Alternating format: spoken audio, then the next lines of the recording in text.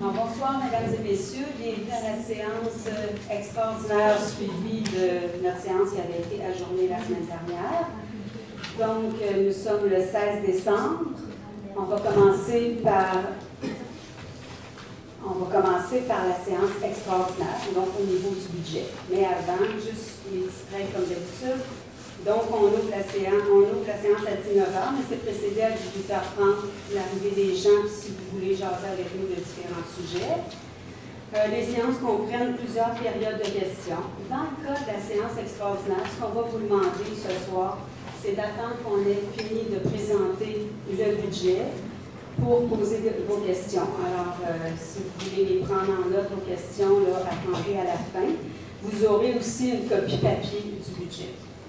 Et bien sûr, quand vous allez poser des questions, comme à l'habitude, vous allez devoir aller au micro, parler lentement, clairement, vous nommer, dire votre adresse et poser votre question.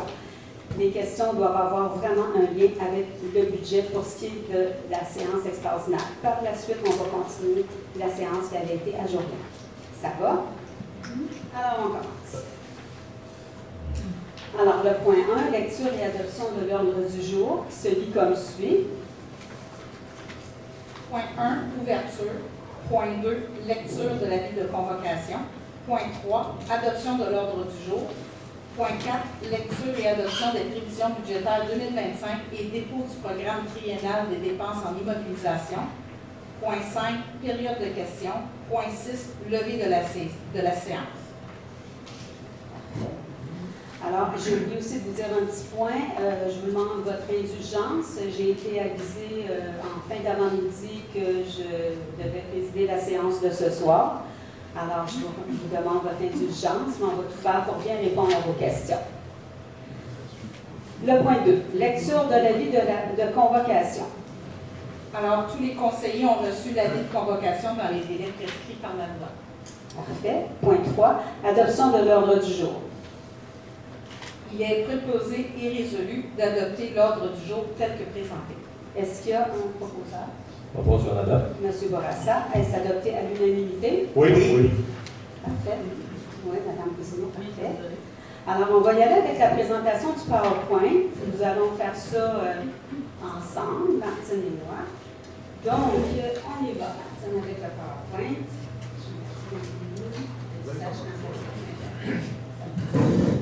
L'ordre du jour, c'est pas le même.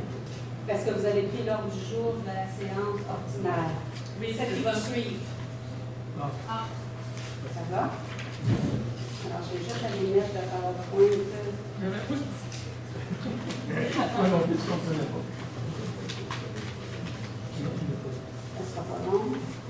Je vais mettre un peu de temps aussi pour être capable de suivre. OK, on y va. Alors, ce sont les prévisions budgétaires 2025 qu'on a discutées à différents moments depuis cet automne en conseil municipal.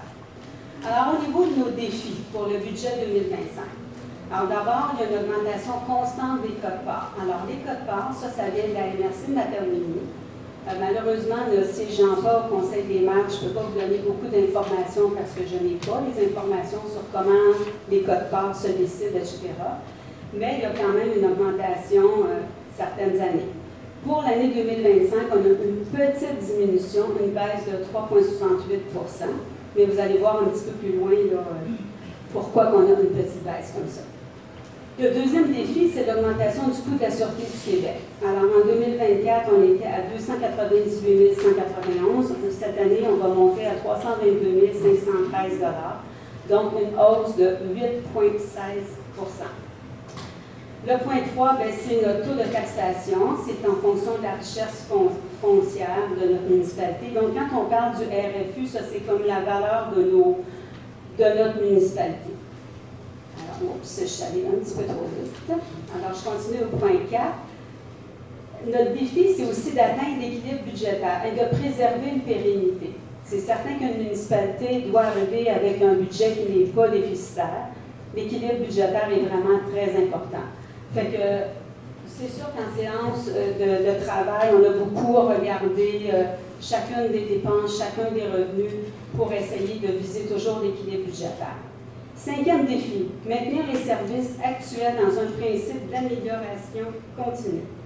Alors, oui, maintenir les services, même les augmenter. Travailler sur nos processus. L'année 2025, on veut améliorer nos processus pour que ce soit plus efficace.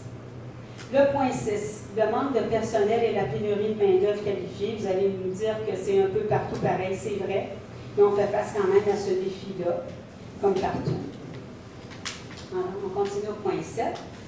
Fin de l'appropriation du surplus pour équilibrer le budget des années antérieures. Ça, c'est très important que je vous dise pourquoi on a visé ça.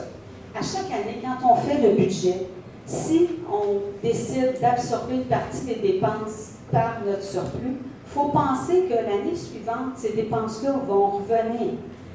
Et donc, on pète par en avant. Là, cette année, ce qu'on vous propose comme budget, c'est un budget dans lequel on ne prend aucun argent dans le surplus accumulé. Donc ça, c'est une bonne nouvelle. Le point 8, négociation d'une entente pour la gestion des déchets et des matières organiques. Donc, cette année, 5 municipalités se sont regroupées pour la collecte des matières résiduelles. Il y a des petits changements, évidemment, dans les collectes. Vous allez voir que le compost, ce sera aux 2 semaines en été. Il faut s'adapter, il faut le mettre à l'ombre. En tout cas, on reviendra sur des méthodes. Je vais y aller plutôt avec les chiffres ce soir. Vous allez voir aussi qu'on va vous faire acheter vos bacs à un prix dérisoire cette année parce que ça a été très bien négocié par les directeurs généraux. Et donc, cette année, on n'a pas de dépenses de location de bacs. Ça coûtait quand même assez cher, les bacs. Donc, ça, c'est une bonne chose que les 5 municipalités se soient regroupées pour la gestion des déchets. Donc, on a quand même une très belle diminution. Donc, on passe à 182 420 $ pour compost et déchets. La reprise de la collecte sélective, le recyclage par Éco-entreprise Québec. Donc, maintenant, comme partout au Québec, le recyclage, c'est Québec qui va s'en occuper. Alors, dans notre cas, ça change un peu des choses parce qu'on avait quand même des revenus qui étaient reliés à ça et des dépenses. Mais, bon an, mal an, on avait quand même un petit surplus à chaque année dû au recyclage. Et là, on n'en aura pas. Donc ça, c'est encore un autre défi. Voilà, pour ce qui est des défis, je vais laisser les grandes lignes à Martine. Oui, alors pour les grandes lignes au niveau des revenus, on peut voir que, bon an, mal an, les budgets se ressemblent quand même, mais si on compare avec l'année 2024 au niveau des revenus, 2024, on était à 4 832 528 et le budget cette année, les revenus seraient de 4 873 370. C'est une augmentation de 0,85 des revenus. On va voir tantôt d'où viennent les revenus de la municipalité.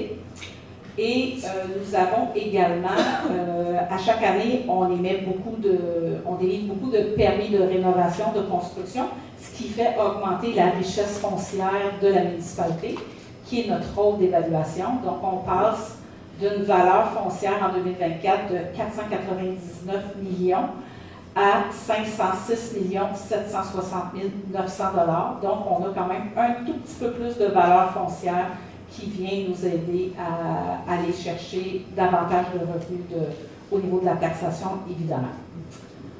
Si on regarde,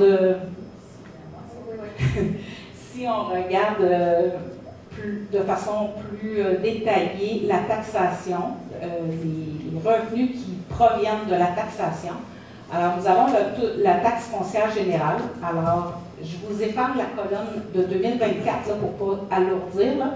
Mais pour 2025, le total de la taxe foncière générale doit rapporter 2 486 676 de revenus. Au niveau de la Sûreté du Québec, la facture est de 322 300, donc on doit taxer pour le même montant. Même chose pour les quotes-parts. Mme Perrault en a parlé tantôt. Donc, pour financer les quotes-parts, on a besoin de taxer pour 280 746 $ pour les quotes-parts de taxation. Au niveau de l'environnement, donc on a un petit montant qui est taxé pour financer certaines activités en environnement de l'ordre de 55 237. Au niveau des règlements d'emprunt, taxes sur les règlements d'emprunt, donc on a une dette à rembourser de l'ordre de 239 689 $. Nous avons un fonds de roulement également où le conseil municipal peut approprier des montants d'argent pour acheter des choses en immobilisation. Souvent, ce soit de l'immobilisation. Donc, dans les années passées, il y a eu des choses qui ont été achetées par le fonds de roulement, donc on doit le rembourser sur 5 ans. Donc, pour rembourser, on a besoin de taxer 13 176 $. Autre revenu de taxe, 75 000 $. Ça, c'est un fonds pour justement prévoir la facturation complémentaire suite à l'émission de certains permis de construction. Taxe collecte à 3 voies, mais c'est 2 voies maintenant. On va corriger le PowerPoint. C'est le montant pour la collecte des déchets et matières organiques, 182 420. Achat de bacs, on en a parlé un tout petit peu, Mme Perrault en a parlé tantôt. Donc, pour le rachat de tous les bacs bruns et tous les bacs noirs, c'est un montant total de 41 488. Ce qui va représenter, dans le fond, sur votre compte de taxe, un montant de 15 $ pour chacun des bacs qu'on a réussi à négocier avec le fournisseur. Taxe insectes piqueurs, 214 785. Et taxe spéciale résidence de touristes, donc le montant qui est taxé, on a toujours davantage de résidences de touristes sur notre territoire, donc on va pouvoir aller taxer un montant de 37 500 $, ce qui fait un total des revenus de taxation à 3 949 017 $. Ça, c'est pour la taxation, ce qui va vraiment aller sur votre compte de taxe. Pour les autres revenus, on parle beaucoup plus des transferts, des compensations du gouvernement. Donc, la première compensation, 152 784, c'est par le gouvernement du Québec pour pallier le gouvernement du Québec ne paye pas de taxes municipales. Donc, c'est pour pallier pour les terres publiques, les terres du domaine de l'État et aussi commissions scolaires ou les centres de services scolaires, je devrais dire. Au niveau des transferts, c'est toutes les subventions gouvernementales. Donc, on en a de l'ordre de 333 032 $. La péréquation, 86 329, c'est un pacte du gouvernement aux municipalités qui inclut les transferts de TVQ et tout ça. Et la compensation de Recycle Québec, il est à 0, comme Mme Perrault l'a expliqué tantôt, avec la reprise du service de la collecte sélective par Éco-entreprise Québec. C'est une subvention qu'on ne recevra pas pour 2025. Dans les services rendus, donc, nous avons des services, différents départements de la municipalité rendent des services à la population, notamment la sécurité publique va générer un montant de 45 000 $ de revenus. Voirie, 12 200, hygiène du milieu, 7 960, loisirs et culture, 23 660 et l'administration, un gros 390 $. Au niveau de l'imposition des droits, donc tout ce qui est licence et permis, on a des revenus de 31 000 qu'on a prévus pour 2025. Les droits de mutation immobilière, donc les taxes de bienvenue, 175 000 $. Les amendes et pénalités au montant de 12 000 $, les intérêts 45 000 $, puis, comme je vous l'ai dit tantôt, appropriation au surplus 0.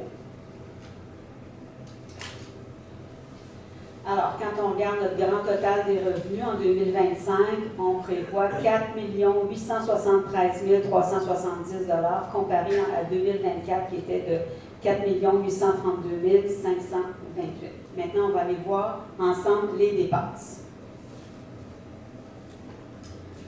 Alors, Martine, c'est à toi. Alors, dans les dépenses pour l'administration générale qui couvre plusieurs départements, notamment les dépenses pour le conseil municipal, on a 169 549. Pour le greffe et l'application de la loi, 6 500 $. Gestion financière et administrative, 590 029. Évaluation, 53 440.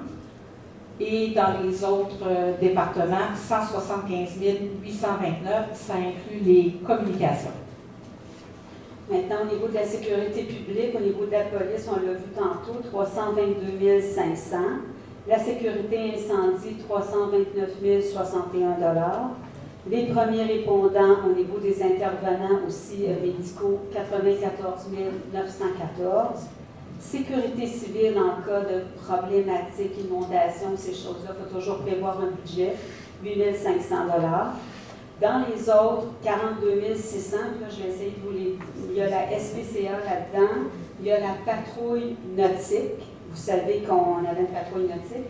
Là, il y a une augmentation parce qu'on a mis la patrouille communautaire. L'année passée, on avait eu la patrouille communautaire, mais on l'avait pris dans le surplus. Donc là, il est dans le budget. Vous n'aurez pas de surprise de voir un montant qui va arriver en cours de route. Il est dans le budget. Donc ça, c'est la patrouille communautaire qui va faire les vendredis, samedis soirs. Ce qui est intéressant, c'est que maintenant, on met une taxe pour les résidences de tourisme. Je regarde ceux qui ont des résidences de tourisme, mais ça compense pour ces dépenses-là au niveau de la patrouille. Malheureusement, ce n'est pas tout le monde, là, mais il y en a que quand ils font de la location importante, ce n'est pas toujours des gens très sages qui y vont. Il y en a qui font bien le choix de leur visiteurs, mais ça peut arriver que ça crée certaines problématiques. Voilà, c'est à ton tour, Martine. Alors, au niveau des transports, pour les travaux publics, 701 396. Enlèvement de la neige, 561 979. Éclairage des rues, 36 707. Signalisation, 24 315.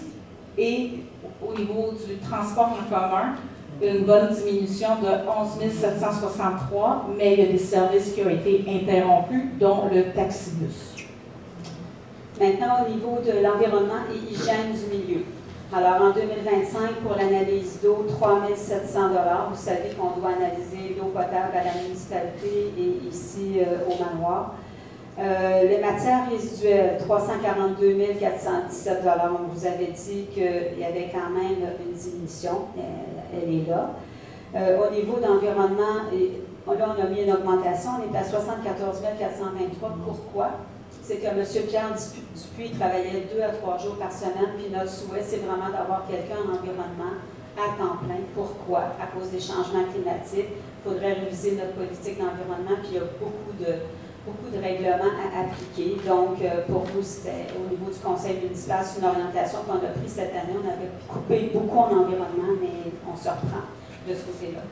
Puis, il y a aussi notre projet de protection des lacs. Vous savez qu'on avait fait le lac Arthur, le lac Castor, mais on n'arrête pas là. On continue ce projet de protection des lacs-là. Puis, il y a les insectes piqueurs avec le nouvel appel d'offres. On est à 214 527. Maintenant, au niveau santé, famille et petite enfance, on a un petit budget ici de 12 000 $. Donc, c'est autant pour la politique familiale que la MADA. Par exemple, on a déjà parlé de faire peut-être des soupes pour l'école, peut-être en collaboration avec la petite mission, ce genre de projet qui pourrait être aidé par ces budgets-là. Alors, au niveau de l'aménagement urbanisme et le développement économique, au niveau de l'urbanisme, nous avons un 209 338. Il y a quand même un écart par rapport à l'année passée. Je l'explique rapidement. C'est vraiment les coûts rattachés au soutien technique avec les urbanistes et également les frais d'avis juridique et tout ça. Le service d'aménagement est quand même dans un environnement légal. Donc, c'est surtout ces deux postes-là qui fait augmenter l'aménagement et l'urbanisme. Promotion et développement touristique, on est à 99 394. La différence, là aussi, on a presque 15 000 $ de différence. C'est que l'année passée, on avait budgété 15 000 $ pour le marché et il y avait une partie des dépenses du marché qui avait été avec une appropriation du surplus accumulé. Et cette année, encore une fois, l'effort, c'est de ne pas aller dans le surplus accumulé.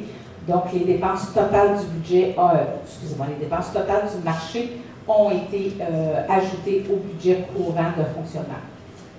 Au niveau du tourisme, 34 853. Là aussi, il y a une augmentation, mais c'est qu'on doit refaire les affiches aux portes d'entrée de la municipalité qui sont vraiment très, très, très endommagées. Même qu'il y en a peut-être une qui risque de tomber si on a un hiver très difficile. Subvention organismes locaux, on est à 11 090 $.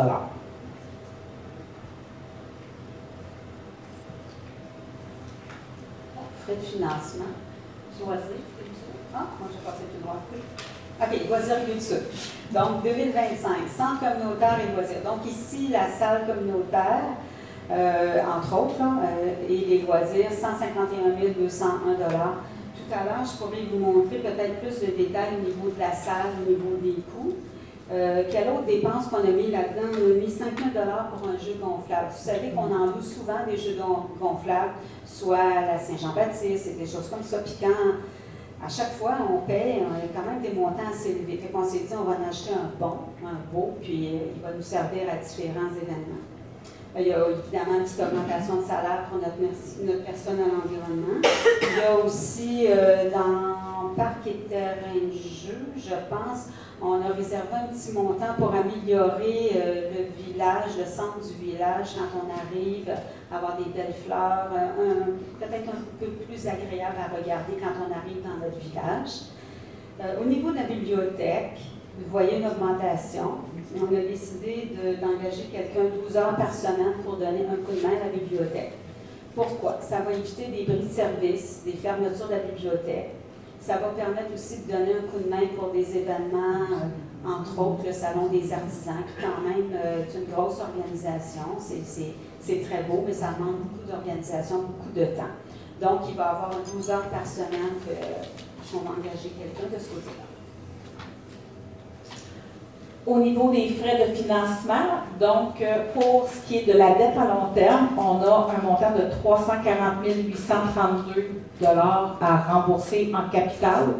Et la ligne suivante, c'est au niveau des intérêts sur la dette à long terme, un montant de 103 581 $. Pour les autres frais de financement, c'est tout ce qui est les frais d'intérêt sur marge de crédit, des choses comme ça. Donc, on est à 51 460 $. Donc, on voit le grand total des dépenses à 4 873 370 $. Maintenant, le plan triennal de mobilisation. Les solutions, c'est ça? Les solutions. Ah, OK. On va passer avec le plan triennal. Pour ce qui est du plan triennal d'immobilisation pour les 3 prochaines années, donc c'est des projets, c'est pas des choses qui sont coulées dans le béton, comme on dit pour l'instant, c'est vraiment prévisionnel. C'est un plan triennal. Pour l'administration générale, on a pour l'année 2025 40 000 $, 2026 10 000 $, 2027 10 000 $. Donc, c'est vraiment pour tout ce qui est le complexe municipal en grande partie. Pour 40 000 pour les projets de cette année, dans le fond, on a le remplacement des portes arrière de l'hôtel de ville, caserne, bibliothèque, étant donné que les portes ne sont plus étanches. C'est un bâtiment qui a été construit en 1991, donc les portes sont vraiment à revoir au niveau énergétique.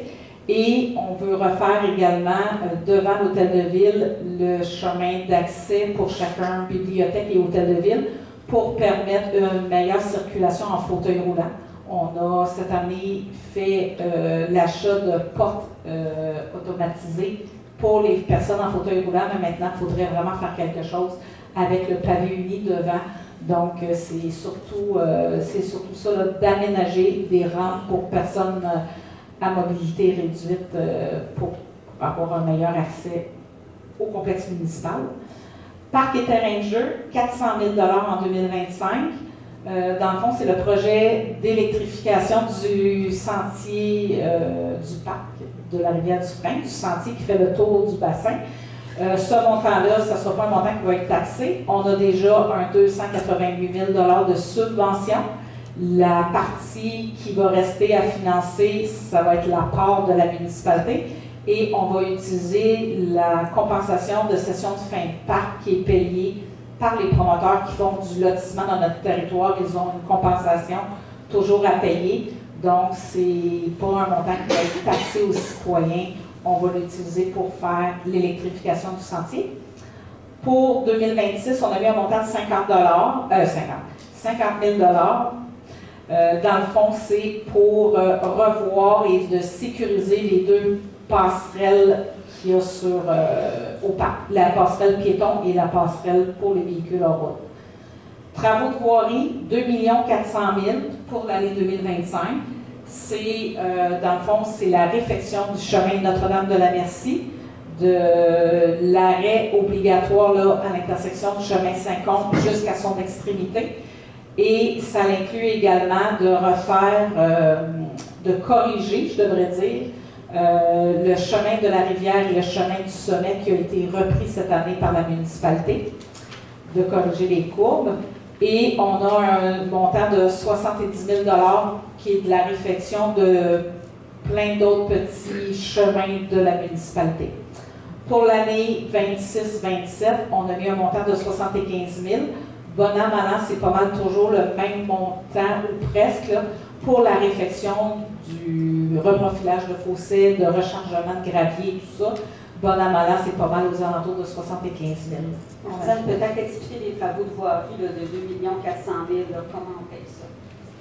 Les travaux de voirie, le projet sur le chemin Notre-Dame-de-la-Merci, chemin Rivière, sommet, ça va être par règlement d'emprunt, qui va être financé au courant de l'année. La procédure va être faite au courant de l'année, donc on va le voir, le règlement d'emprunt serait taxé à ce moment-là à partir de l'année 2026. Environnement, hygiène du milieu, 341 500 $. Donc, on a un premier montant de 41 500 qui est C'est pour l'étudiant? non, c'est l'achat des bacs en immobilisation. C'est l'achat des bacs roulants. Et on a un 300 000 qui est la création d'un fonds vert pour aider les propriétaires à financer la mise aux normes de leur installation septique. Parfait. Loisirs et culture, un montant de 75 000 pour l'année 2025 et 2026. On est très sollicité et on manque beaucoup de locaux à la municipalité. Alors là, le conseil municipal regarde à avoir une entente avec l'association du Lac-Blanc pour utiliser cet édifice-là pour justement l'occuper à des fins de loisirs. En arrière, il y a un très beau terrain de jeu aussi. Donc, on en profiterait là, pour faire des aménagements. Bon, ce bâtiment-là a quand même besoin de travaux, il y a eu des infiltrations d'eau et tout ça. Donc, c'est vraiment un investissement, même pour en faire un chalet de loisirs ou une maison de loisirs. On irait de ce côté-là. Tout en permettant à l'association d'effectuer des activités, aucun problème de ce côté-là. Il va y avoir une entente qui va être élaborée. Et en terminant, promotion et développement économique au montant de 65 370. Donc, deux projets en 2025. J'en ai parlé tantôt, refaire les affiches aux portes d'entrée de notre municipalité. On en a 4 au total. Et on a un montant de 25 370. C'est pour refaire la cartographie de la municipalité avec les nouveaux logiciels GMAP, là, pour ceux qui s'y connaissent. On était sur une vieille plateforme qui est désuète et pour laquelle on n'a plus aucun service de la part du programmeur. Donc, on migrerait vers le GMAP. Alors, c'est tout pour moi. Parfait. Alors, au niveau des grandes lignes, on voit les revenus de taxes foncières générales et des revenus de taxes. On s'en va maintenant aux solutions. Alors, première solution, c'est sûr qu'il y a une hausse de taxes foncières qui passe de 0,6030 à 0,6676, ce qui donne une hausse moyenne du compte de taxes de 5,15 %. Et souvenez-vous, ce n'est pas des excuses, là, mais il y a quand même 2 ans, quand il y avait eu la nouvelle évaluation foncière, la MRC, on avait travaillé très fort au niveau du budget pour diminuer l'impact, ce qui fait qu'il y avait beaucoup de maisons, beaucoup de résidences qui baissaient de taxes de façon substantielle. Alors, c'est pour ça qu'il y a quand même une augmentation. Il y a eu la création d'un fonds vert pour la mise aux normes des installations septiques. Alors, on sait bien qu'on a fait un règlement pour l'inspection des fosses septiques pour éviter la pollution des lacs et des terres et des puits, mais il faut aider aussi dans certaines situations, les gens peuvent avoir besoin d'une aide. Dans le fond, ça va être comme un prêt que la municipalité va faire et que ça va être remboursable année après année sur les taxes. Le point 3. Mise en place d'un service continu pour la prise d'appel en dehors des heures d'ouverture de la municipalité. Donc ça va permettre, quand vous avez des plaintes, des situations problématiques, de pouvoir les adresser à la municipalité. Au point 4, augmentation des services à la bibliothèque par l'embauche d'un préposé pour maintenir le niveau de service et éviter les coupures. Alors, on en a parlé tout à l'heure. Le point 5, augmentation des services en environnement par l'embauche d'un technicien à 35 heures par semaine au lieu de 21 heures, mais dans les faits, Pierre, il faisait des fois 14 heures par semaine, donc ça va nous permettre d'être beaucoup plus actifs au niveau environnement. Point 6, acquisition d'une rétrocaveuse aux travaux publics pour permettre la continuité des travaux de chemin en régie interne. Le point 7, acquisition des bacs. Puis ça, souvenez-vous, maintenant, prenez-en soin de vos bacs, parce qu'ils vont être à vous. Donc, il y a la fin des frais récurrents de location. Les bacs deviennent la propriété des citoyens, et ce, à compter du 1er janvier 2025. Maintenant, je vous disais tout à l'heure qu'au niveau de la salle communautaire, tu sais, des fois, on a des questions. Est-ce que ça coûte cher au niveau de la salle communautaire? Juste pour montrer un peu comment ça fonctionne. Alors, au niveau des services de la dette, on taxe les citoyens un montant de 17 473 $. Ça, c'est relié à l'emprunt au départ qui avait été fait quand le manoir a été construit. On avait fourni le terrain, mais aussi, on avait quand même mis un montant d'argent. Fait que ça, c'est les citoyens qui payent ce montant-là. Il y a, au niveau des revenus qu'on reçoit du manoir, il y a des taxes municipales de 21 600 $ qu'on reçoit. Ils payaient aussi pour l'échantillonnage d'eau pour l'analyse 260 $ et la location de la salle 815 $. On avait des revenus des fois de gens qui louaient la salle, donc 815 $. Donc pour un revenu de 22 675 $. Ce que la municipalité paye, bien évidemment, il y a l'entretien ménager de 1576,90 $. Il y a aussi des logements qui sont subventionnés. Moi, ce que je veux vous dire par rapport à ça, c'est très bien d'avoir une résidence ici, puis notre salle, on en est fiers, on est content. Mais c'est sûr qu'il y a des frais reliés à ça, qu'on le paye, on les paie, ces frais-là. C'est correct, là, c'est une bonne chose qu'on ait une résidence. Les gens sont contents d'habiter ici, c'est tranquille, comparé à d'autres résidences qui ne sont pas du tout dans la même situation. Donc, il y a des logements qui sont subventionnés pour des gens qui sont à plus faible revenu. Donc, on paye 17 441,20 $. Le loyer, on paye un loyer aussi pour utiliser la salle ici. Pourquoi on vous présente ça? C'est parce qu'on a eu des discussions pendant l'année. Tu sais, on a voulu charger, vous vous souvenez, à la FADOC ou aux autres organismes. Puis après ça, on a dit non, on va revenir à zéro. Mais c'est important de le voir quand même ce que ça coûte.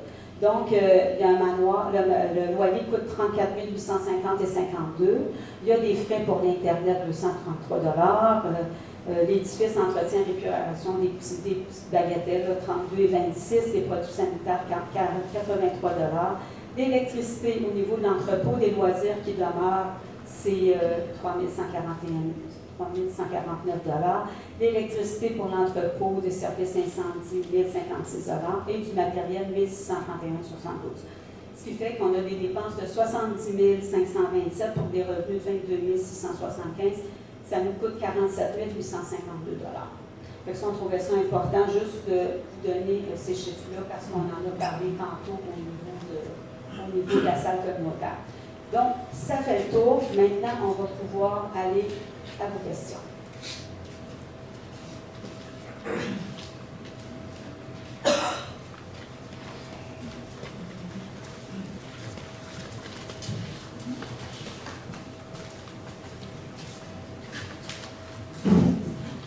Bonsoir. Bonsoir.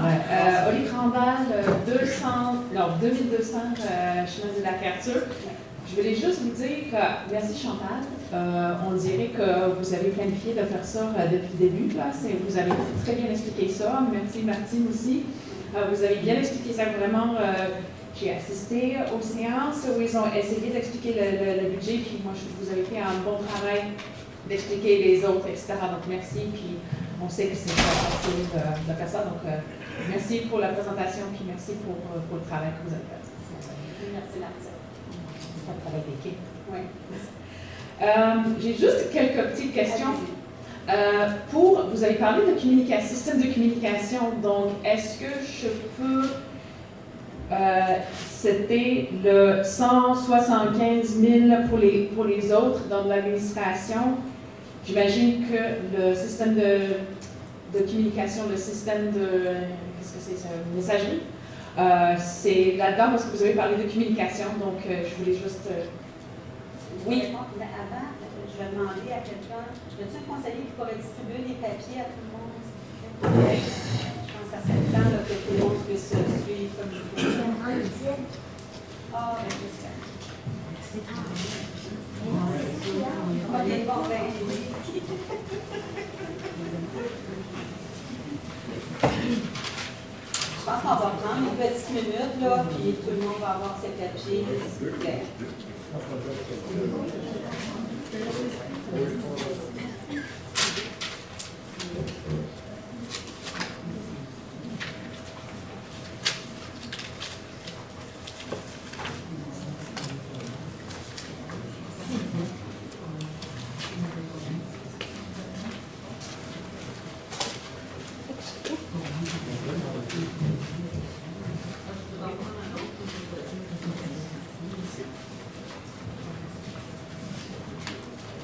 On va mettre ça sur le site Internet aussi, la présentation PowerPoint qui a été présentée. Alors, on vous écoute, Mme Flandor. Donc, en fait, je voulais juste clarifier ici le 175 000 qui était inscrit pour les frais d'administration, ça c'était dans « Autres ». Si, bon, j'imagine que les messageries, parce que vous avez parlé de ça inclut la communication, donc j'imagine que le montant pour la messagerie est là-dedans. Exactement. Dans le fond, ce que ça inclut, c'est tous les salaires, déductions à la source et tout ça de notre employé aux communications. Et on a aussi le centre d'appel, si on peut l'appeler comme ça. Ce centre-là va répondre à... C'est pas une ordinateur qui répond, c'est quelqu'un qui va prendre tous les appels à l'extérieur des heures d'ouverture de la municipalité, donc soir, fin de semaine, ainsi que les jours fériés. Et ils vont référer les appels d'urgence aux bonnes personnes, mais les gens vont avoir quelqu'un au téléphone le soir même. Ce n'est pas des boîtes vocales et tout ça. Tout ça, dans le fond, les gens vont composer le numéro de téléphone de la municipalité et c'est quelqu'un qui va répondre à la centrale et ça coûte 225 $ par mois. OK. Quelqu'un au Canada? C'est quelqu'un au Canada, c'est quelqu'un dans l'Audière. C'est dans l'Audière en plus. Ouais. Juste deux petites autres questions, juste une clarification. Quand vous avez parlé de patrouille communautaire, est-ce que ça c'est, vous avez planifié ça à l'année ou est-ce que ça c'est quelque chose, parce que de mémoire, est-ce que ça c'était quelque chose qui était comme de mai au septembre? Donc, exactement, c'est de mai à septembre pour la patrouille terrestre là, sur le territoire avec des voitures. C'est vendredi et samedi soir, si ma mémoire est bonne. Sinon, c'est sur appel. Alors, s'il y a une problématique dans un secteur, les gens vont téléphoner et là, ils vont envoyer un véhicule vérifier. Et la planification l'année prochaine, ça va être de faire l'intermunicipal, de continuer avec la patrouille comme vous avez fait cette année. Oui, okay. Oui. Et on va regarder l'efficacité de tout ça. Ma dernière question, c'était juste pour la signalisation. Vous avez parlé un petit peu de la glande 50, donc j'imagine que la grosse augmentation, je crois que les chiffres, vous avez 4 000 à... Je n'ai pas les chiffres envers moi, mais il y avait une grosse augmentation, c'était à cause de ça. Oui. Donc, c'est... non, dans le fond, c'est un projet qui a aux travaux publics pour avoir toute la signalisation sur notre territoire pour le stationnement hivernal. Donc, on va rajouter des affiches et tout ça. Et on a aussi des affiches pour la station de lavage qui va être ajoutée aussi pour mieux la promouvoir puis mieux diriger les gens. OK. En plus, il y a des radars. Il y a 4 radars dans le fond qu'on va. Il y a aussi 4 radars qu'on va acheter, qu'on va installer dans des endroits critiques de la municipalité. Okay. C'est à peu près 12 000, je pense que c'est 24 000 pour les 4. Si ma mémoire est bonne. Donc, c'était les radars qui vont flasher. Comme au village, comme au centre du village. Okay. Peut-être juste spécifier, Mme Grandal, que sur la 347, c'est pas nos chemins. Donc, la signalisation, c'est le ministère des Transports qui va la faire. Oui, d'accord. Okay. Merci beaucoup. Merci.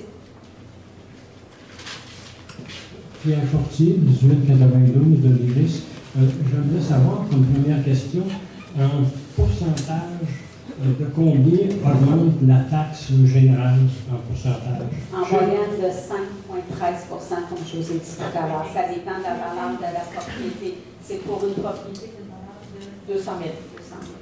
La médiane. Bon, c'est ça, j'ai vu le tableau où c'était 5 mais il me semble que les chiffres passaient de 0,6 à 0,66. Oui. Mais parce que si on passe de 0,6 à 0,66, 0,6 sur 6, ça fait 10 Oui, non, mais ça, vous parlez juste de la taxe foncière, mais il y a d'autres montants qui s'ajoutent. Mais si on regarde au niveau des taxes globales, ça donne 5,13 pour une maison de 200 000. OK, donc. Parce qu'il y a des frais qui sont fixes pour tout le monde, comme par exemple insectes piqueurs, des choses comme ça. Autrement dit, le taux global d'augmentation des taxes est de 5 Bien, la moyenne, au niveau de la médiane, comme Mme Bélanger dit. Okay. Vous avez mentionné aussi l'achat d'une rétrocarreuse, est-ce que j'ai bien compris? Oui, c'est bien ça. Je pensais que la municipalité en avait déjà une. Oui, elle a quand même plusieurs années, je n'ai pas l'information quelle date, là, mais 15-16 ans, certains, et quand même... La rétrocarreuse de la municipalité a 15 ans? Oui. Oui. C'est la John Deere 410. Vous ne prenez pas surpris. Non, ça me surprend un peu parce que j'ai moi-même acheté l'ancienne machine de la municipalité, puis ça fait 7 ans que je l'ai, puis c'est à ce moment-là que la municipalité avait acheté sa nouvelle machine. Peut-être qu'elle était déjà usagée, mais ça, là, je n'ai pas les détails. On peut prendre en note la question, M. Fortier, puis on va le vérifier. Mais celle que vous vendez était devenue désuète? Ou... Non, on ne la vend pas, M. Fortier. On garde les deux. Ah, vous gardez les deux? Oui. Ils vont avoir la John Deere qu'on a présentement, ils vont la garder comme spare. Okay. Parce qu'elle a beaucoup d'heures de travail. Elle travaille 8 heures par jour. Puis la nouvelle, ben, ils vont la... combien d'heures est là précisément? Il avait dit, monsieur François l'avait dit, mais je ne l'ai pas. Non, mais on peut prendre en note la question, c'est noté. On va revenir avec ça. Bon, j'ai des petites questions de détail. J'aimerais savoir, dans votre budget, quel montant vous mettez pour la poussière, les feux d'artifice, puis le traitement de la terre contaminée? Ben, les feux d'artifice, c'est facile à répondre, c'est 0. OK. Bonne nouvelle. Bon, la poussière, je vais laisser Mme Bélanger, ça peut répondre. Puis votre troisième, c'est? Le traitement de la terre contaminée chez Veolia.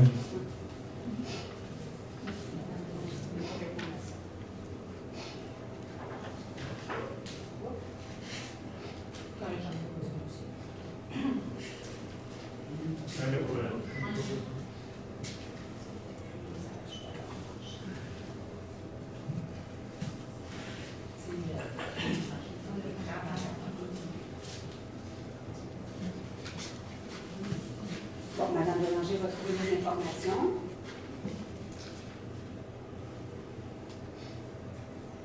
Alors, pour ce qui est de lava-poussière, c'est un montant estimé à 47 150 $.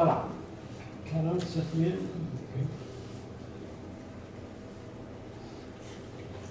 Et puis, pour la décontamination de la terre qui vient des travaux publics chez Veolia? Il n'y a il n'y a pas de projet de déposer pour 2025 par le directeur. Je suis un peu surpris de votre réponse parce que il me semble moi j'ai fait une demande de permis de terre de revenir, puis on me l'a refusé parce que la terre pouvait être contaminée. Je ne comprends pas si la terre est contaminée, comment ça se fait que vous ne l'avez peut-être pas décontaminée. J'ai la misère à suivre votre raisonnement. On va poser la question à M. Lefrançois. À moins que Mme Bélanger ait une réponse, M. Taillefer a une réponse. Oui, on a fait. Cette année, en temps normal, on poussait le sable au printemps, on poussait le sable au printemps dans les fossés. Cette année, ça va être un balai qui va ramasser le sable. Et le sable va être traité au garage municipal pour être repris l'année prochaine pour le sable de déglaçage. Puis quand c'est des travaux d'excavation et non pas seulement le sable en surface? Ça, je ne peux pas vous répondre. Alors, ça, on prend note, M. Fortier. Je vous répète, j'ai beaucoup de misère à suivre votre raisonnement parce que récemment, vous avez mentionné que... Mais, monsieur Fortier, on parle du budget. Là.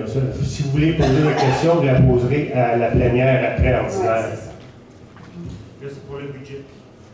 Ben, c'est une question budgétaire que je vous demande. On apprend en note, c'est beau. C'est Merci, la M. 4e fois Fortier. que je vous parle du même sujet. Hein. J'ai Oui, toujours oui, pas de oui. réponse. Merci. Merci, M. Fortier. Bonjour tout le monde, Daniel Chalifou, 2200, chemin de la Carture. Je cherchais mon mot, à la page service rendu, j'imagine que sécurité publique, c'est l'événementiel. Oui, Qui est c'est ça. venu. Il y a comme une diminution d'environ 40 000 de revenus par rapport à 2024. Ben, je pense qu'on a voulu être très prudent dans nos prévisions. Puis ça, est-ce qu'il va y avoir, parce que tu sais, oui, il y a un revenu de 45 000, mais de savoir combien il y a de dépenses pour les salaires des employés, ces choses-là, ça va-tu être disponible un année pour que j'ai d'être là? On le souhaite ardemment. OK. Merci beaucoup. Merci.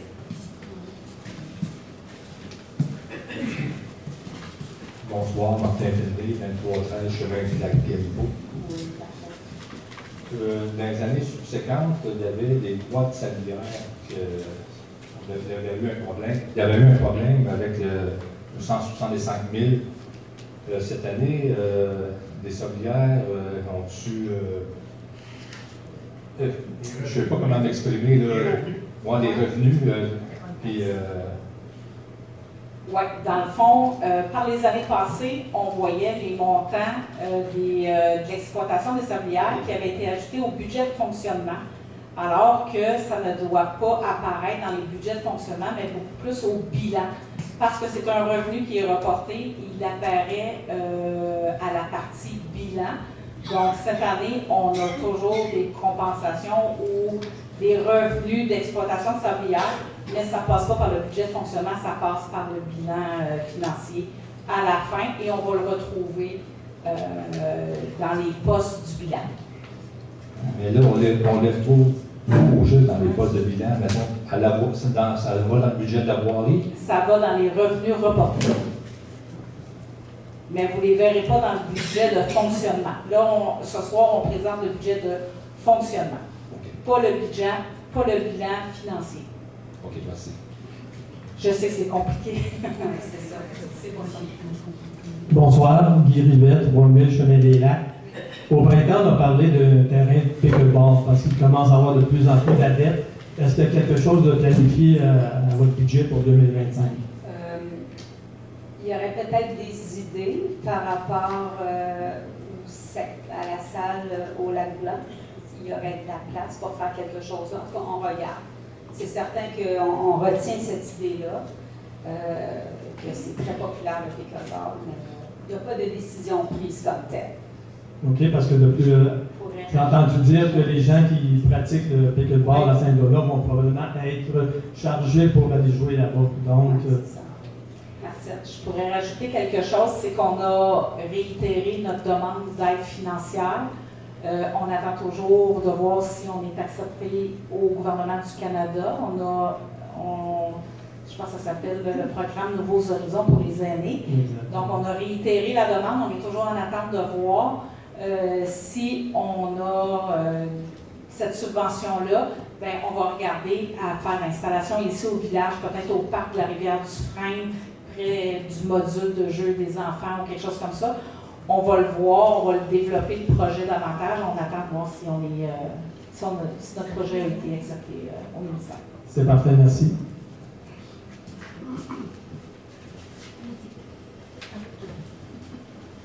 Monsieur Fortier. Pierre Fortier, 1892 de Lévis. Je reviens sur le budget. Vous avez mentionné un montant de 47 000 pour la poussière. Je remarque aussi que même à 5 d'augmentation, les dépenses sont le double de l'inflation.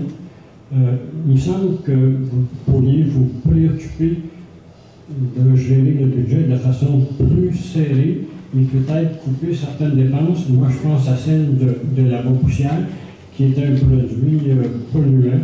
Je pense aussi qu'il faut peut-être réallouer nos dépenses dans des places différentes. Puis la poussière, c'est peut-être une place où on pourrait enlever cette dépense pour la reporter ailleurs. Vous ne semblez pas vous rendre compte qu'on a eu beaucoup de changements technologiques qui ont sorti l'humanité de l'âge de pierre. Mais là, avec les changements climatiques, on s'en retourne à l'âge de pierre si on continue à dépenser à gogo puis à ne pas aller affecter les sommes aux bons endroits. Puis je pense que la poussière, c'est un petit luxe, par exemple, que vous auriez peut-être pu couper. OK. Monsieur Fortier, je vous entends. Puis les changements climatiques, effectivement, que ça me préoccupe aussi. Ça va nous reconduire à l'âge de pierre. C'est pas moi qui le dis. Bon, OK. Mais écoutez, moi, je pense que dans l'année qui vient, on pourrait peut-être faire une réflexion là-dessus. Par contre, quand vous dites que vous devriez travailler plus fort pour le budget, moi, je pense qu'on a travaillé quand même très, très fort. Là.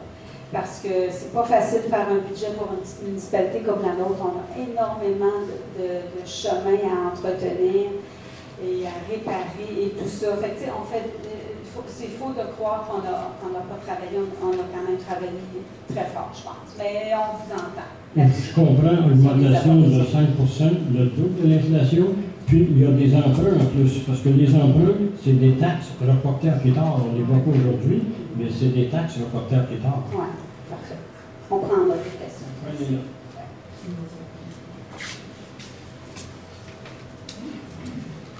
Bonsoir.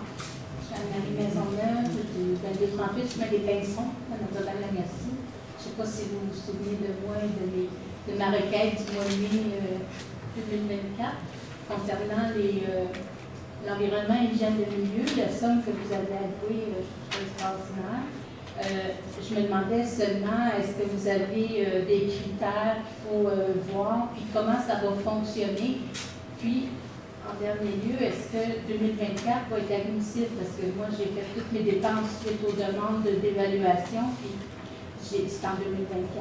Alors, j'aimerais que vous puissiez considérer ma demande, encore une fois, pour que je puisse avoir votre aide, parce que j'en ai besoin. Ben, on vous entend évidemment que le fonds a été mis justement pour venir en aide à certaines situations. Les critères ne sont pas encore établis. Ça reste à établir, mais je pense que dans un délai quand même rapproché, on va pouvoir établir ça, puis vous allez pouvoir être mis au courant de si... mais je sais que vous aviez fait la demande, on l'avait entendu à plusieurs reprises, puis on l'entend encore ce soir que vous soyez admissible. C'est une résidence permanente que vous avez aussi. Oui, c'est ça, en permanence. C'est beau. Puis je voulais savoir aussi si, mettons que tout se met en place, ça va aller vers quelle date à peu près quand ça...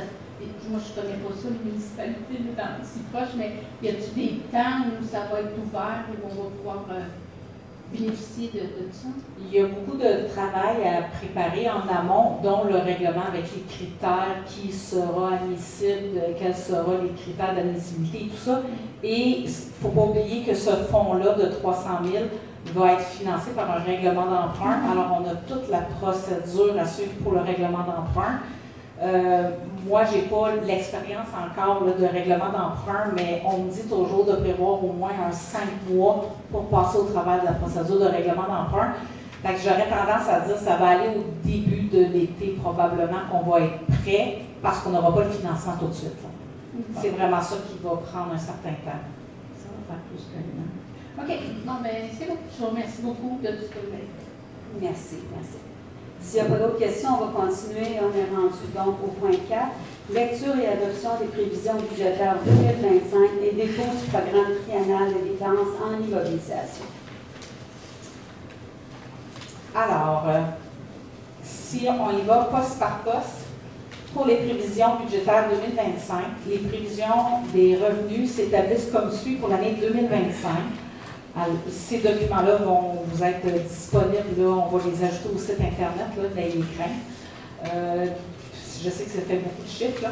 Alors, au niveau des revenus, pour la taxe sur la valeur foncière, nous avons la taxe foncière générale de 3 144 957, taxe de collecte des déchets 182 420, achat de BERC au montant de 41 488, taxe règlement d'emprunt 239 689, les taxes sur les insectes piqueurs 214 785, taxe spéciale de secteur 13 176, taxe résidence de tourisme 37 500 et autres revenus de taxes au montant de 75 000 qui fait un grand total de taxation à 3 949 016 $, excusez-moi. Compensation tenant lieu de taxes pour le gouvernement du Québec, c'est un montant de 152 784. Pour les transferts, alors les transferts relatifs à des ententes et des partages de fonctionnement avec le gouvernement du Québec, un montant de 333 032. Pour les transferts de droits, qui est la péréquation que je parlais tantôt, 96 328, pour un grand total des transferts à 419 360 $. Pour les services rendus, dans les autres services pour l'administration, 390 $, la sécurité publique, 45 000 $, le transport, 12 200 $, l'hygiène du milieu, 7 960 $, loisirs et culture, 23 660 $, pour un grand total des services rendus à 89 210 $. Pour l'imposition de droits, dans les licences et permis, 31 000 $, droits de mutation immobilière, 175 000 $, amendes et pénalités, 12 000 $, et les intérêts, 45 000 $, pour un grand total dans l'imposition de droits de 263 000 $, qui fait un grand total des revenus à 4 873 370 $. Au niveau des dépenses, dans les dépenses de l'administration générale, pour les dépenses reliées au conseil municipal, 169 549, l'application de la loi 6 500, gestion financière et administrative 590 029, évaluation 53 440 et autres 175 829, qui fait un grand total pour l'administration générale de 995 349 $. Au niveau de la sécurité publique, pour la police, Sûreté du Québec, 322 500, sécurité incendie, 329 061, sécurité civile, 146 014, autres, 10 250, pour un grand total de 807 825. Au niveau des transports, travaux publics, 701 396, enlèvement de la neige, 561 979, éclairage des rues, 36 707, signalisation, 24 315, transport en commun, 11 763, pour un grand total de 1 336 160. Environnement et hygiène du milieu, pour ce qui est des analyses d'eau, 3 700. Matières résiduelles, 223 908. Matériaux secs, 104 711. Environnement, 74 423. Autres, 228 325, au montant de 635 067 $. santé, bien-être, location pour l'organisme, l'OMH, l'Office municipal d'habitation de 12 000 $. Aménagement, urbanisme, développement. Donc, pour l'aménagement et l'urbanisme, le total est de 209 338. Promotion, développement économique, 99 094. Tourisme, 34 853. Autres subventions, organisme local, 11 090. Et on a dans les autres un montant de 300 $ qui fait un grand total de 354 675. Loisirs et culture, centre communautaire et loisirs, 151 201. Parc et terrain de jeu, 10 600. Et bibliothèque, 74 622. Pour un grand total de loisirs et culture au montant de 236 423 $.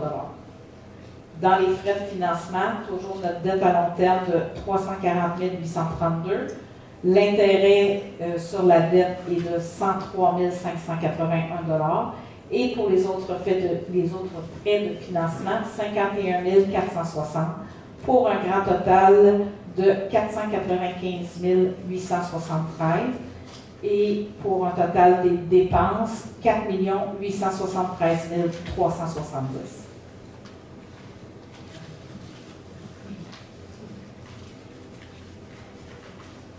Alors, pour le programme des dépenses en immobilisation, pour le plan triennal 2025, 26 et 27, c'est les mêmes chiffres qu'on a vus tantôt, mais rapidement, administration générale, c'est pour les 3 années un montant total de 60 000. Parc et terrain de jeu, un grand total de 450 000. Travaux publics, 2 550 000. Environnement, hygiène du milieu, 341 500. Urbanisme, promotion et développement économique, un montant de 65 370. Et loisirs et culture, un montant de 150 000, qui donne un montant total au plan triennal de 3 616 870 $. Parfait, merci.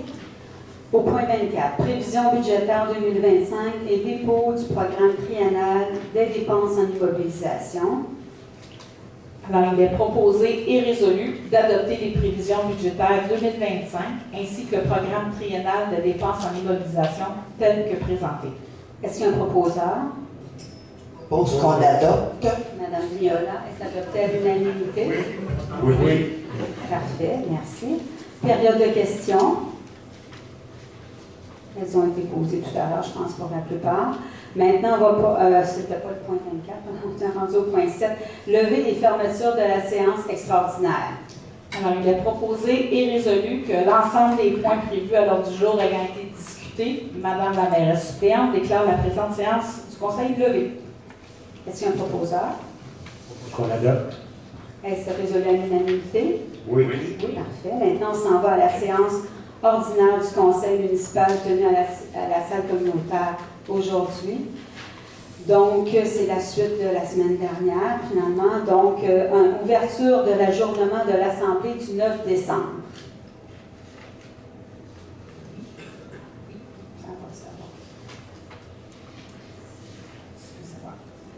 Alors, considérant que les membres du Conseil ont reçu le projet de l'ordre du jour, considérant que le projet d'ordre du jour est disponible au public, considérant que le projet d'ordre du jour est disponible sur le site Internet de la municipalité dans les jours précédant les séances du Conseil, considérant que les membres du Conseil renoncent à la lecture de l'ordre du jour, il est proposé et résolu d'adopter l'ordre du jour tel que déposé. Est-ce qu'il y a un proposeur? Est-ce adopté à l'unanimité? Oui. Monsieur Lafrenière? Oui. Parfait, merci. Adoption du procès verbal. Il n'y a aucun procès verbal. Au point 4, rapport de correspondance et autres rapports, il n'y en a aucun. Au point 5, dépôt du rapport financier, il n'y en a aucun. Donc, c'est les mêmes types que d'habitude, OK? Au point 6, adoption des comptes à payer, il n'y en a pas non plus. Au point 7, règlement et avis de motion. 7.1, avis de motion et dépôt de projet de règlement ayant pour effet de décréter les taux et tarifs des taxes pour l'année 2025 et le mode de versement. Alors, c'est un avis de motion. Alors, je, Jacques Bourassa, conseiller au poste numéro 6, dépose un avis de motion voulant qu'il y ait présentation d'un règlement portant sur les taux et tarifs des taxes pour l'année 2025, le mode de versement et demande une dispense de lecture. Une copie du règlement a été remise à tous les membres du Conseil. Elle dépose également le projet de règlement numéro R-185-2025. Alors maintenant, on est rendu à la période de questions sur la réglementation.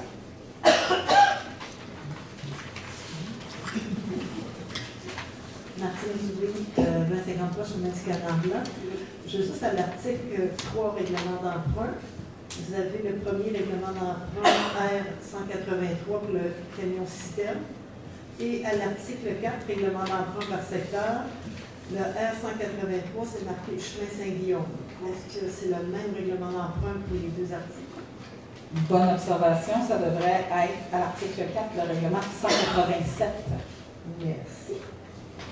Donc, il y a comme deux taux pour le règlement 187. Parce qu'à l'article 3, vous avez 187 et à l'article 4 aussi. Oui, exactement. Donc, il y a un pourcentage qui est à l'ensemble du territoire et à l'article 4, c'est un pourcentage pour un secteur. 25% du règlement d'emprunt était payable par le secteur. Super. Merci beaucoup. Guy Rivet, 3000 Chemin des Lacs. Je regardais l'article 2, on dit la taxe foncière générale, 0.6206. Tandis que vous mentionnez sur la présentation, 0.6676.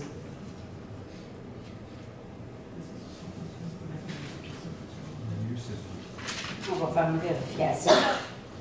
On va prendre le 0.6206. D'après moi, c'est une coquille, ça devrait être 6676. Mais on va le vérifier. Parfait, merci. Est-ce qu'il y a d'autres questions? Ça va?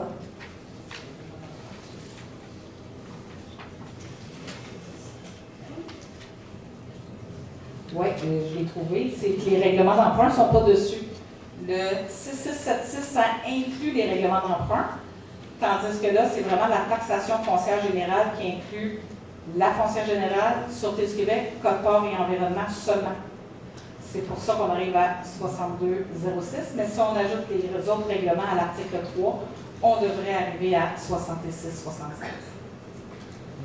Parfait, merci. S'il n'y a pas d'autres questions, on va passer au point 8, administration et ressources humaines. 8.1, dépenses incompressibles. Alors, il est proposé et résolu que la liste des dépenses incompressibles pour l'année 2025 au montant de 3 929 590 soit et est adoptée telle que déposée. Est-ce qu'il y a un proposeur?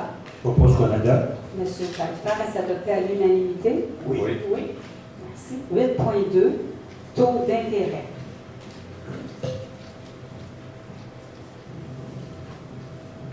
Alors, il est proposé et résolu que le taux d'intérêt pour l'année 2025 sur les arrérages de taxes et autres montants dus à la municipalité soit et est fixé à 15% annuellement. Est-ce qu'il y a un proposeur?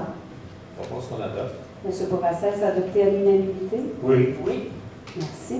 8.3, Assemblée du Conseil 2025.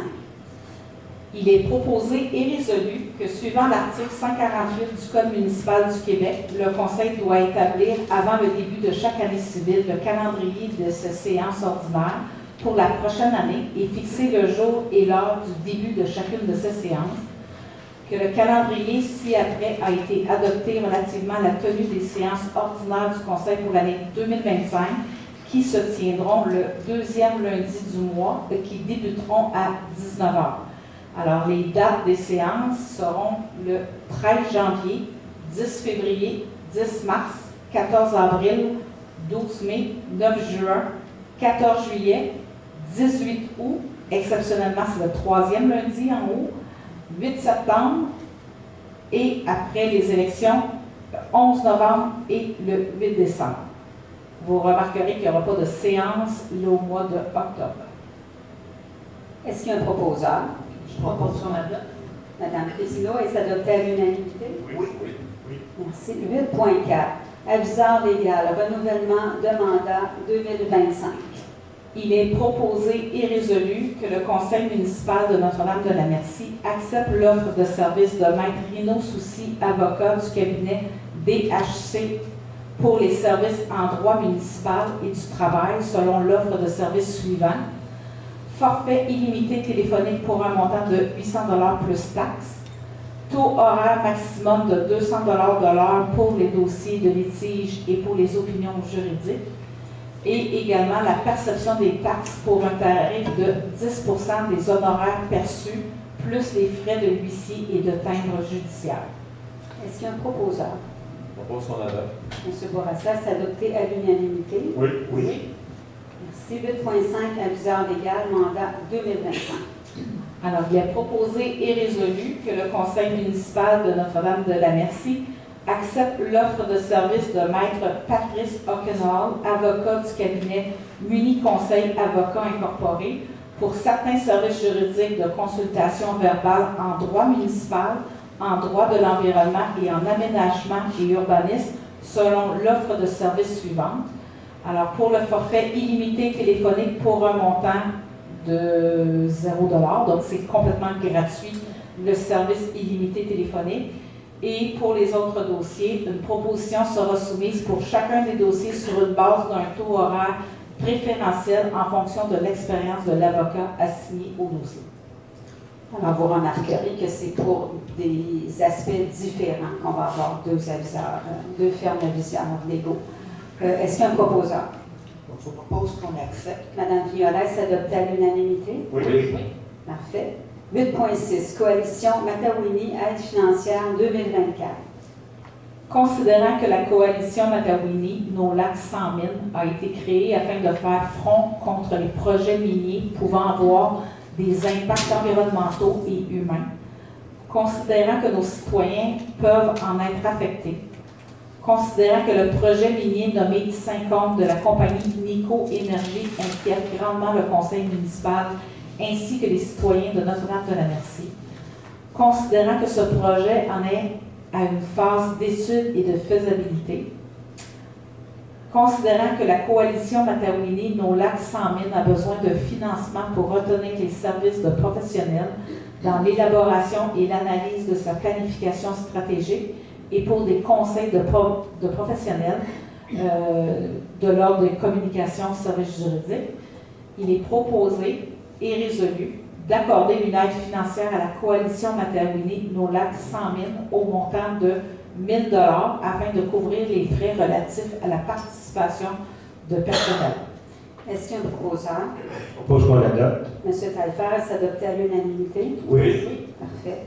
C'est simplement pour dire que c'est dans le budget de 2024, ça, parce que la coalition a besoin d'avancer rapidement là, pour continuer les démarches. 8.7. Employés et officiers de la municipalité. Alors, il est proposé et résolu d'adopter la liste des salaires, le régime de retraite des employés cadres de la municipalité, tel que déposé en annexe, ainsi que les frais inhérents, tels que les frais de déplacement et de formation pour l'année 2025. Cette dépense est prévue au budget courant. Est-ce qu'il y a un proposeur? Je propose qu'on adopte. M. Bourassa, s'adopter à l'unanimité? Oui. Merci.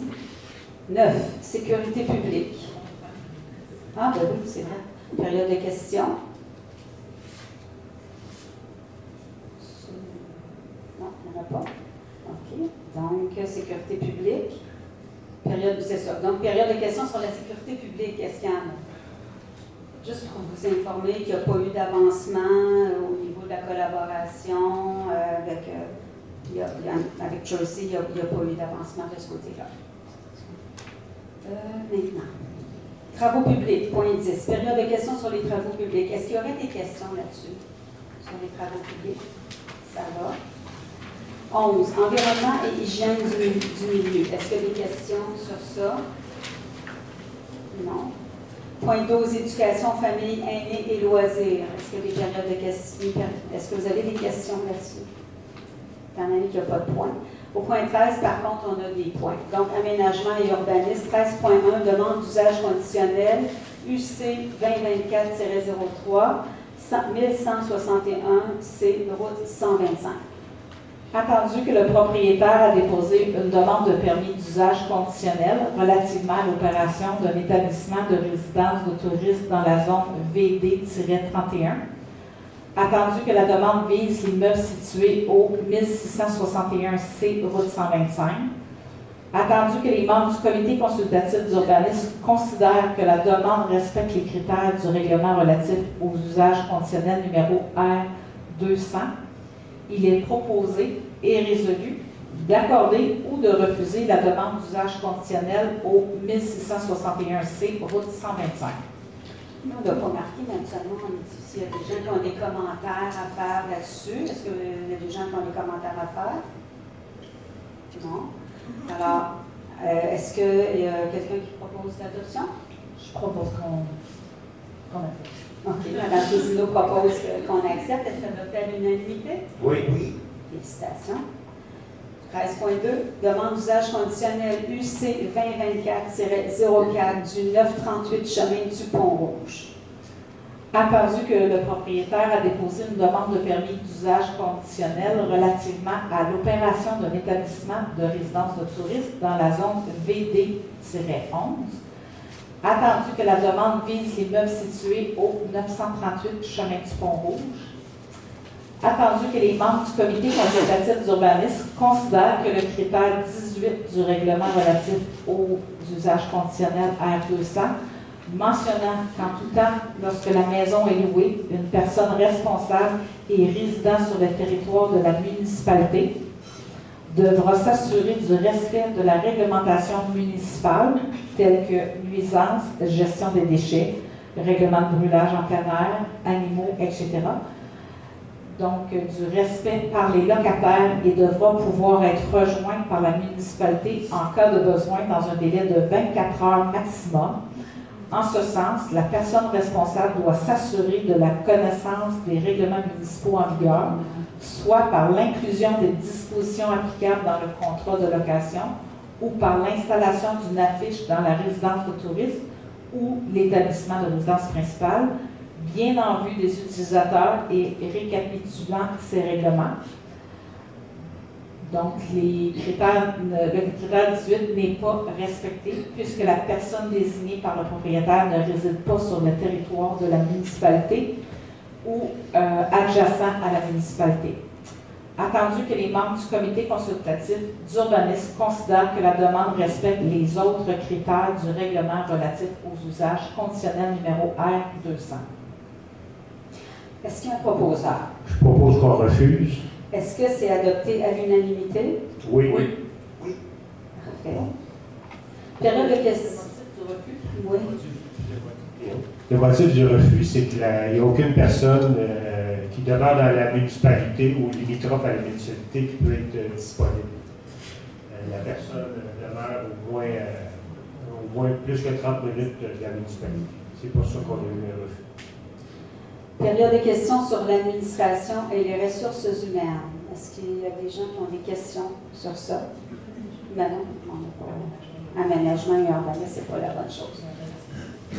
On va vous attendre, Madame Plantin. Oui.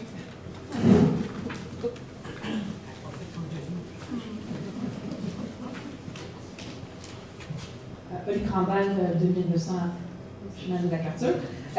Petite question, on part sur le chemin du Pont-Rouge, parce que j'ai regardé un petit peu l'heure du jour.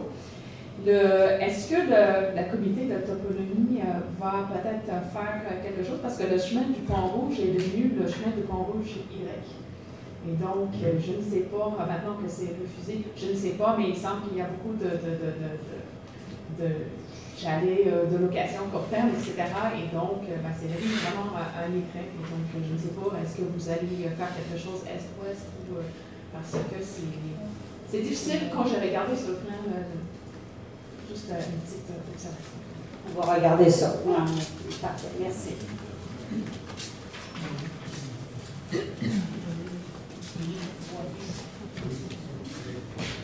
Pierre Fortier, 1892 de Lévis. C'est au sujet du point 13.2. Ce que j'ai compris, c'est que vous avez refusé la demande de la personne, que je connais absolument pas. Vous avez refusé sa demande parce que la personne qui pourrait intervenir était à 30 minutes Oui, merci. Plus de 30 minutes. Ah, plus de 30 minutes? Oui, oui. Ah, à combien de temps? En fait, c'est que dans notre règlement, il faut que ce soit quelqu'un qui habite dans la municipalité ou adjacente, disons là. Mais c'est beaucoup plus loin que ça. Donc, c'est pour ça qu'on a refusé.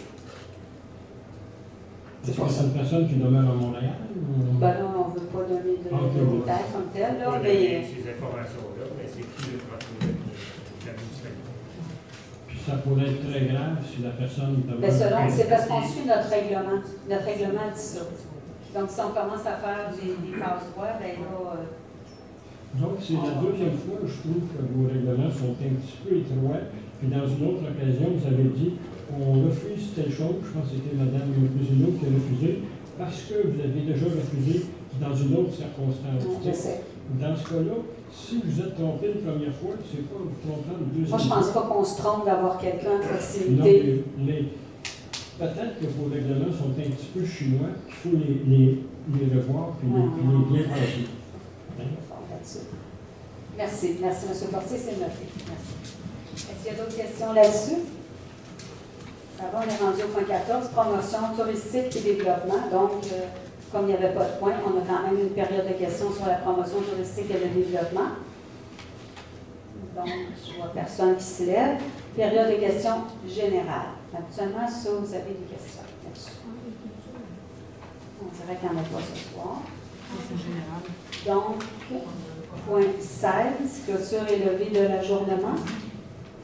Alors, il est proposé et résolu que la présente séance soit et est levée. Est-ce qu'il y a un proposeur?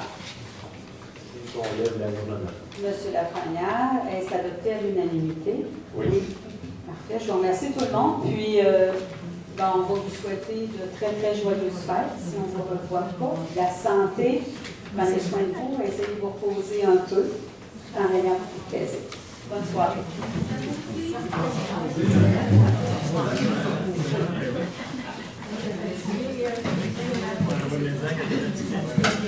Ouais.